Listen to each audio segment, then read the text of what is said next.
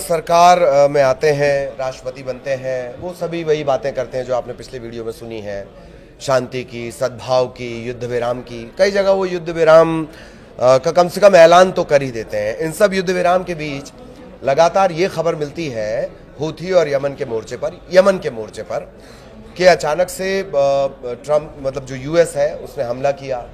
अगर हालिया आंकड़ों की बात करें, जो हूथी ऑक्युपाइड जिसको हम कहते हैं, हूथी अधिकृत इलाके का स्वास्थ्य मंत्रालय वो कह रहा है 123 लोगों की जान चली गई, ज़्यादातर इसमें बच्चे और महिलाएं हैं।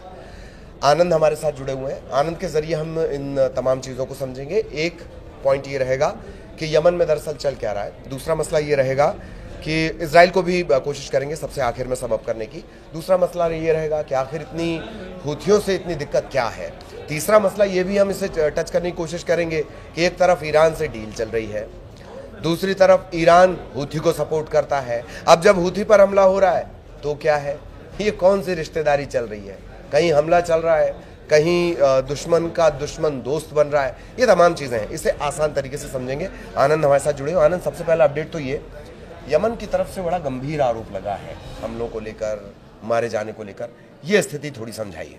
बिल्कुल, देखिए क्या है कि 19 जनवरी को क्या होता है कि मिडिल ईस्ट में 19 जनवरी से पूरी शांति हो जाती है।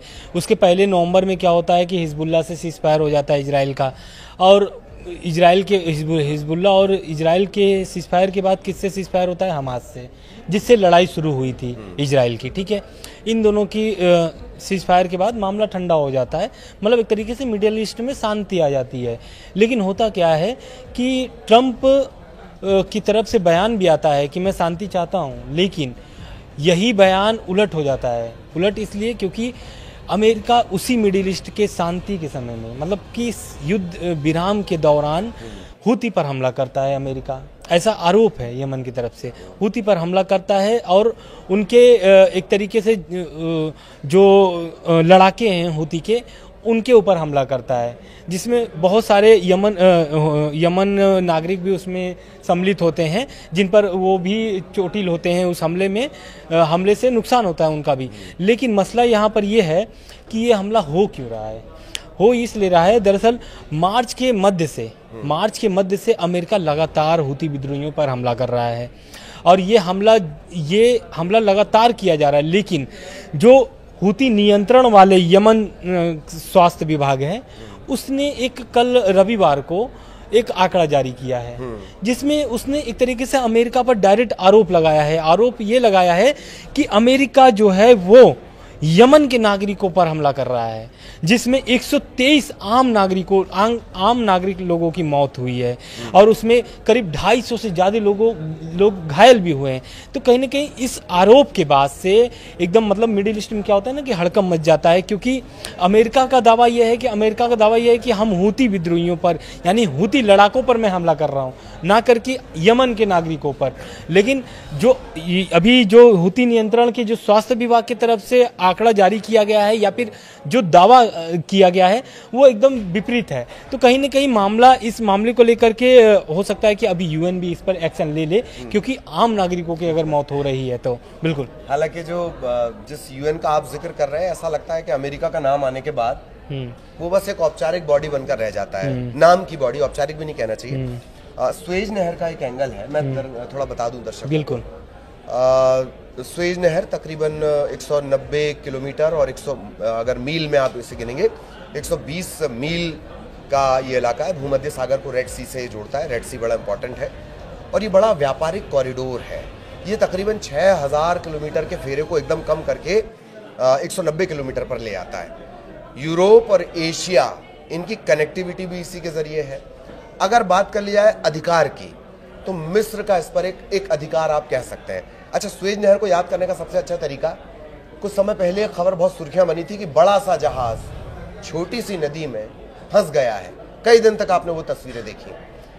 क्या अमेरिका हूथी पर, क्योंकि हूथी मैंने जितना आपने पिछली बार बताया था, आनंद ने बताया था कि वो वहां से जहाज पार होने नहीं दे रहा है। बिल्कुल। अमेरिका की नजर हूथी के सहारे उस समंदरी रास्ते पर है, उस पे अधिकार को लेकर, एकाधिकार तो नहीं हो सकता, पर अधिकार को लेकर है, ये भी माना जाए। बिल्कुल। दरअसल देखिए, पूरी लड़ाई जो है ना, आप जो लाल सागर है, रेड सी, पूरी उसी की लड़ाई है। क्योंकि काफ़ी दिनों से अमेरिका का ऐसा, मतलब ईरान हुतियों की तरफ से ऐसा दावा आ रहा है, बहुत सारे मिडिल ईस्ट के अखबारों में आ भी रही है, खबरें भी आ रही हैं कि जब से ये हमला शुरू हुआ है तब से हुती एक भी जहाज को पार होने नहीं दिए हैं। पार किधर होने नहीं दिए? यूरोप की तरफ, यानी मिडिल ईस्ट की तरफ। जितने भी जहाज होते हैं, दरअसल दुनिया की 10 से 14% व्यापार होता है लाल सागर होते हुए, जिससे कि जो अमेरिका अपना जो भी व्यापार करता है इस रूट से, तो इस रूट पे क्या होता है कि जितने भी इजराइल से भी, अगर इजराइल को भी अगर अमेरिका सहयोग भेजता है तो इसी रूट के माध्यम से भेजता है। तो कहीं ना कहीं जो मेन पॉइंट है इजराइल को सहायता देने का या फिर सहायता पहुंचाने का जो रास्ता है, वहां पर हुतियों का कब्जा है एक तरीके से लाल सागर पर। मैं एक चीज़ और बता दूं कि यमन में करीब 30% हुती विद्रोहियों का कब्जा है, मतलब सरकार पर नियंत्रण है 30%। तो कहीं ना कहीं हुतियों का जो दबदबा है वो अपने आप में बहुत मायने रखता है, क्योंकि लाल सागर से अगर कोई जहाज पार नहीं हो पा रही है, आगे नहीं निकल पा रही है, तो कहीं ना कहीं 10 से 14% व्यापार अमेरिका का नुकसान हो रहा है, सीधे सीधे हिसाब अगर निकल जाए तो। लेकिन अभी जो अभी वीडियो के पहले में मैं बताया था कि यमन के हुती विद्रोहियों की तरफ से ऐसा दावा किया गया है कि मौत का आंकड़ा ये है। तो हमला हुआ कहाँ पर है? दरअसल अमेरिका ने यमन की राजधानी सना के पश्चिमी इलाकों में एक फैक्ट्री पर हमला किया है। ये जो हमला था, इस हमले में इन लोगों की मौत हुई है, 7 लोगों की मौत हुई है।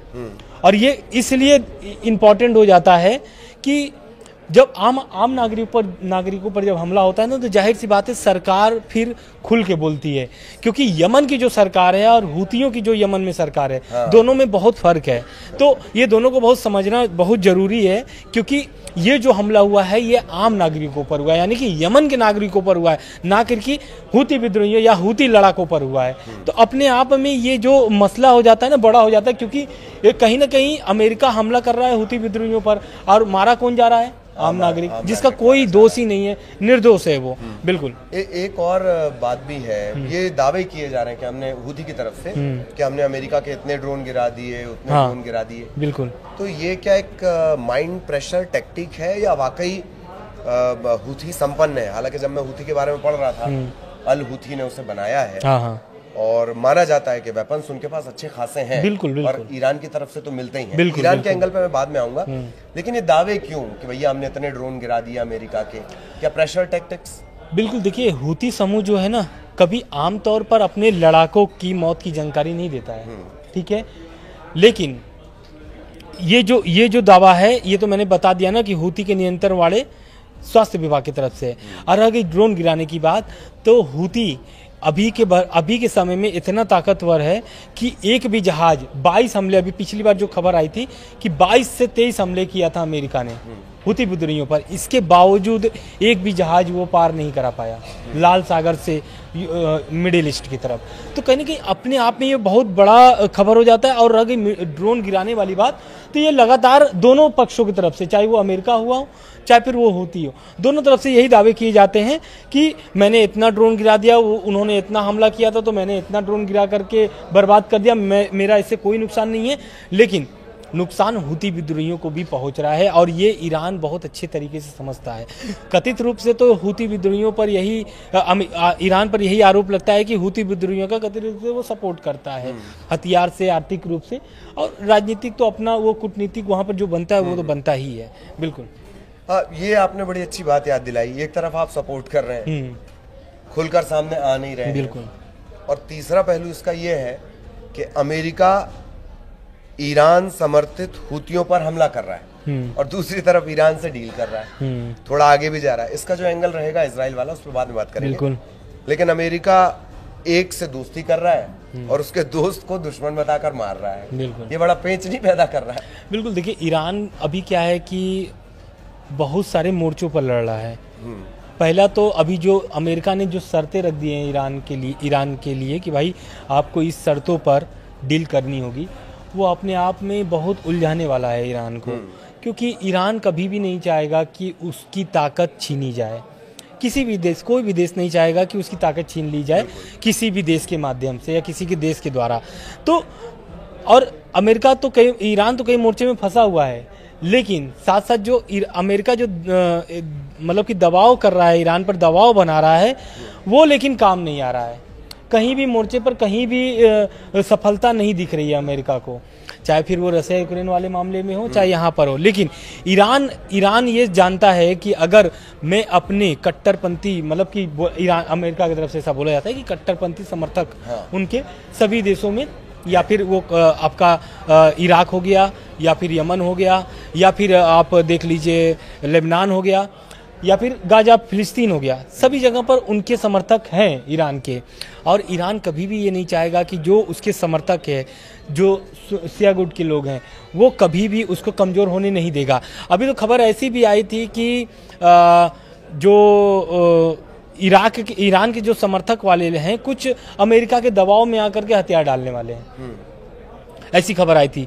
लेकिन इसी खबर के बीच क्या होता है कि हम लोग इस पर खबर बनाए थे, वीडियो बनाए थे कि ऐसी खबर आई, तो उसके बाद ईरान ने एक बहुत बड़ा फैसला लिया, ऐसा गुप्त जानकारी है या मीडिया की तरफ से ऐसा दावा किया जा रहा है कि इराक में वो अपना हथियार भेज देता है, पूरी जो बैलिस्टिक मिसाइलें हैं, एक जखीरा भेज देता है हथियार का इराक में। और अपने किसके लिए भेजता है? ये जो ईरान का समर्थन करता है, वहाँ पर ईरान के लिए लड़ता है।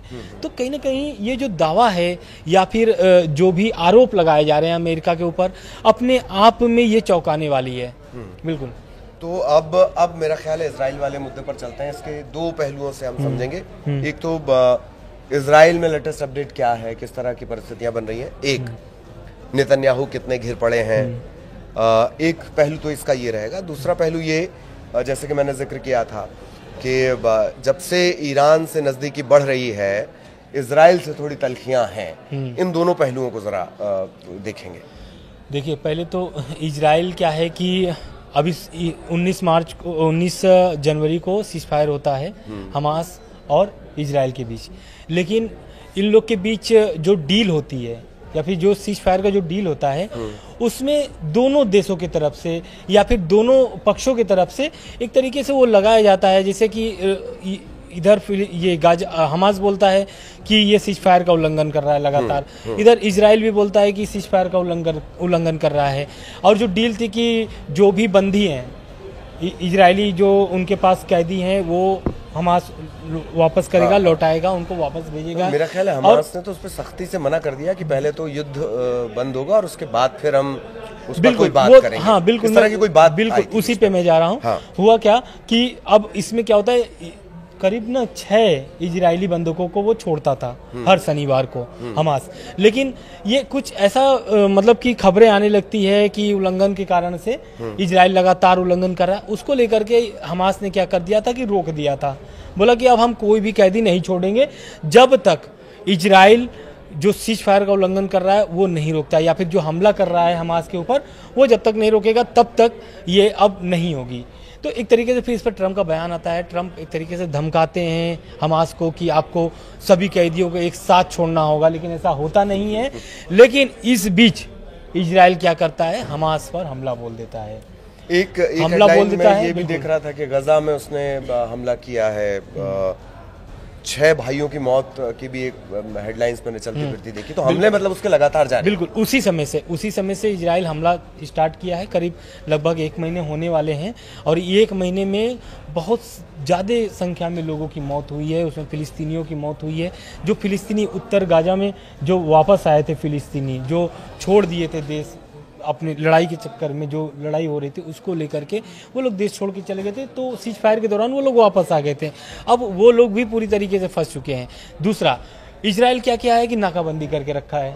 नाकाबंदी कैसे कि जो यूएन सपोर्ट भेजता है गाजा में फिलिस्तीनियों के लिए, अब वो जो सहयोग है वो बहुत ही धीमी रफ्तार से पहुंच रही है। जैसे जहां पहुंचना था 10 ट्रक, अब वहां पे पहुंच रहे हैं 1-2 ट्रक, मतलब जो सहायता की जो जिसमें खाद्य सामग्री होती है। इसलिए क्योंकि इजराइल पूरा नाकाबंदी करके रखा है, तो उनके पास पहुंच ही नहीं पा रहा है सहायता। तो वो एक अलग परेशानी है। हमला कर रहा है इजराइल, वो अलग परेशानी है। अभी जो आपने 6 भाइयों वाला जो बता रहे हैं, तो ऐसे बहुत सारे फैमिली हैं जो पूरी तरीके से ख़त्म हो गई है इजराइल के हमले में। तो कहीं ना कहीं गाजा और हमास के लिए भी विरोध हो रहा है, दोनों तरफ विरोध हो रहा है, चाहे फिर वो इजराइल हो चाहे फिर हमास हो। हमास में गाजा में फिलिस्तीनियों ने हमास के खिलाफ मोर्चा खोला है, तो वहीं नेतन्याहू के खिलाफ इजरायली जो लोग हैं वो सड़क पर उतरे हैं कि भाई अगर आप हमला नहीं रोकते हैं या फिर युद्ध नहीं रोकते हैं तो विरोध इसी तरीके से जारी रहेगी। और ये कितना दिलचस्प है आनंद, एक नया पहलू मुझे ध्यान आया। दरअसल डेली छत्तीसगढ़ के संपादक हैं, मैंने इसका जिक्र किया था, वो बोलते हैं कि एक चुना हुआ, जमहूरियत में चुना हुआ नेता एक कारोबारी की तरह डील करता है, और ऐसा नहीं लगता कि ये जबरन शांति बहाल करना या इधर उधर संघर्ष विराम की बातें करना या कुछ भी बोल देना, जिसे अपनी भाषा में स्लैंग लैंग्वेज में बकैती कहा जाता है, कुछ भी बोल देने के चक्कर में अब नया जो प्रतिबंध लगाया गया है अमेरिका में कि आप हमास या फलस्तीन या इनके समर्थन में कुछ नहीं करेंगे, और अगर करेंगे तो आपको बाहर निकाल दिया जाएगा। बिल्कुल, ये अजीब और बेतुका सा लगता है, ये खुद की डेमोक्रेटिक व्यवस्थाओं को हिलाने वाला लगता है। बिल्कुल, अब यही जैसे आप अभी बता रहे हैं ना, कुछ इसी तरीके से ईरान और अमेरिका वाले डील में भी हो रहा है। कैसे हो रहा है? दरअसल अमेरिका और ईरान की जो बैठक हो रही है, उस बैठक को लेकर के पहले तो अमेरिका ने साफ मना कर दिया था, बोला था कि भाई ईरान से तो डील करके रहेंगे और प्रत्यक्ष रूप से डील करेंगे, प्रत्यक्ष रूप से बैठक करेंगे ईरान के साथ। लेकिन ऐसा होता है नहीं। ओमान में बैठक होती है और ओमान की बैठक में क्या होता है कि ईरान अप्रत्यक्ष रूप से बैठक में शामिल होता है, ओमान उसकी मध्यस्थता करता है, ओमान के विदेश मंत्री इस बैठक में शामिल होते हैं। तो कहीं ना कहीं अमेरिका जो दाव चलता है उसमें वो कहीं ना कहीं फेल भी होता है। अभी दूसरी बैठक होने वाली है शनिवार को, इस पर भी ट्रंप का बयान आया है। ट्रंप ने इस पहली बैठक को बताया है कि बहुत सफलतापूर्वक रहा है, लेकिन अगर ईरान इस डील से पीछे हटता है या इस डील में कोई भी ऐसे शर्तें रखता है तो ईरान के लिए वो घातक साबित हो सकता है। आने वाले दिनों में ईरान को और नुकसान सहना पड़ेगा। तो कहीं ना कहीं ये जानता है ईरान भी कि हमें अब अमेरिका के साथ किस तरीके से बातचीत जारी रखनी है। अब बात 19 अप्रैल की मैं करूँगा। 19 अप्रैल जो आने वाला दिन है उसमें बैठक होने वाली है, दूसरी बैठक होगी। अब ये देखना दिलचस्प ये होगा कि क्या अब ईरान प्रत्यक्ष रूप से शामिल होगा, यानी क्या अब ओमान मध्यस्थता नहीं करेगा। हालांकि खबरें तो यही है कि ओमान फिर से मध्यस्थता करने वाला है। दूसरी बैठक 19 अप्रैल को शनिवार को ओमान में ही दोनों के बीच होने वाली है। तो मतलब उस पर नजर रहेगी कि डील डायरेक्ट हो रही है, इनडायरेक्ट हो रही है, या अधिकारियों के लेवल से आगे बढ़कर कुछ राजनेताओं पर आ रही है, कुछ चुने हुए राजनेताओं पर आ रही है जो कारोबारियों की तरह व्यवहार कर रहे हैं। क्योंकि चाइना पर अब खबर यह है कि 245% टैक्स लगा दिया गया। खैर, ये इतर विषय है, इस पर फिर कभी और चर्चा करेंगे। आज के लिए मुझे और आनंद को आप इजाज़त दीजिए। आपको क्या अच्छा लगता है, क्या बेहतर लगता है, वो आप हमें बता सकते हैं, सुझाव दे सकते हैं। नमस्कार।